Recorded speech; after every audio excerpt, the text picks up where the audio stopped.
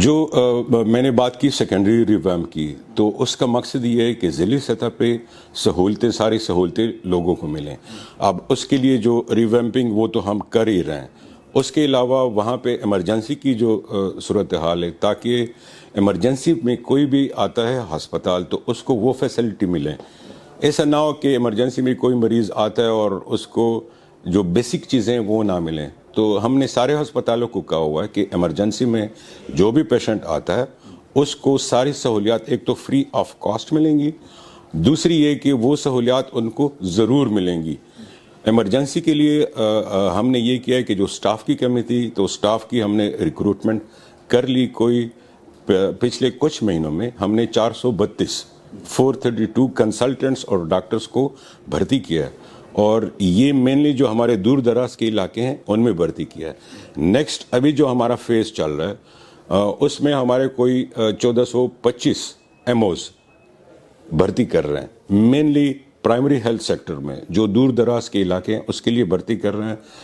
اس میں 250 ڈینٹسٹ ہیں، 1425 ایموز ہیں اور 764 اس میں نرسز ہیں۔ یہ نرسز کی بھرتی ہم پہلی دفعہ کر رہے ہیں۔ کافی عرصہ ہوا نرسز جو بھرتی بھی ہوتی تھی وہ 2 4 5 10 ہی ہوتی تھی، ہم نے 764 نرسز کی پوسٹ، اور یہ ساری کانٹریکٹ بیس پہ ہیں۔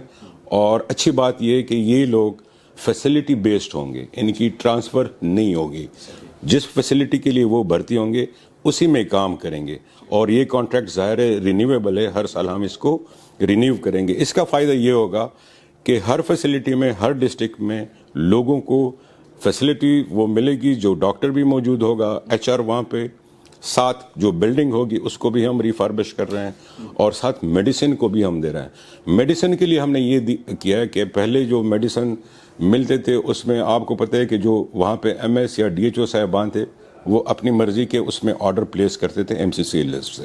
ہم نے کیا یہ کہ اس کے لیے ہم نے ایک پورٹل بنایا ہے، جو کوئی ایم ایس جو کوئی ڈی ایچ او وہاں پہ آرڈر پلیس کرتا ہے وہ یہاں پہ ہمیں دکھائی دیتا ہے۔ تو ڈاکٹرز کو ہم نے لسٹ دی ہے،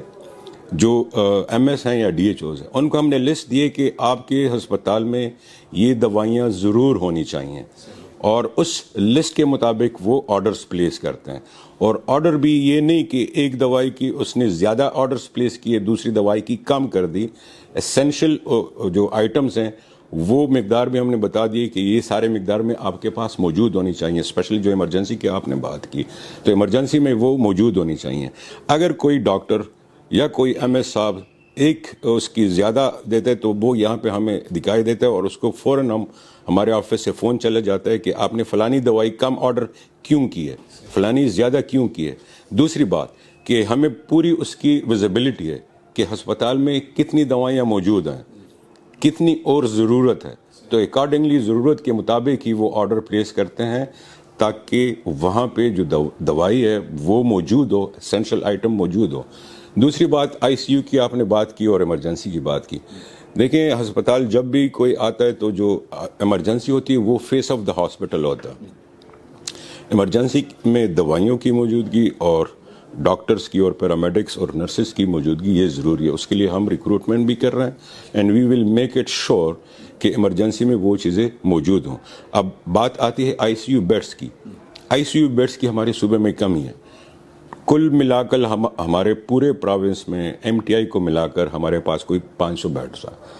اس کو ہم انکریز کر رہے ہیں، اور ودن 2 months تقریباً 150 بیڈ صرف ہمارے حیات آباد ایچ ایم سی میں جو ہیں وہ بڑھ جائیں گے۔ ایک ہمارا دوسرا جو پلان ہے کہ سارے جتنے بھی صوبے میں ڈسٹرکٹ ہیڈ کوارٹر ہسپتال ہیں ان کے آئی سی یو بیڈس کو ہم بڑھا رہے ہیں، تاکہ جو مریض کسی دور دراز کے علاقے میں جس کو آئی سی یو بیڈ کی ضرورت ہو، انٹینسو کیئر کی ضرورت ہو، وہ اس کو اس کے ڈسٹرکٹ میں ہی ملے۔ تو انشاءاللہ یہ نیکسٹ ایئر ہمارا یہ پروجیکٹ بھی کمپلیٹ ہو جائے گا۔ سارے ڈی ایچ یوز میں ہمارے ایچ سی یو کے جو بیڈس ہیں اور ایچ ڈی یو کے بیڈس ہیں وہ ہم انکریز کر رہے ہیں، اور جو ریفرل ہوتا ہے، جو انوانٹیڈ ریفرل ہوتا ہے، مریضوں بیچاروں کو وہاں سے کہہ دیا جاتا ہے کہ آپ جی پشاور جائیں، پشاور میں بڑے ہسپتال جائیں، نہیں، بڑے ہسپتال نہیں، وہاں پہ ہی ایٹ دا ڈور اسٹیپ وہ فیسلٹی ہم ان کو دیں گے انشاءاللہ۔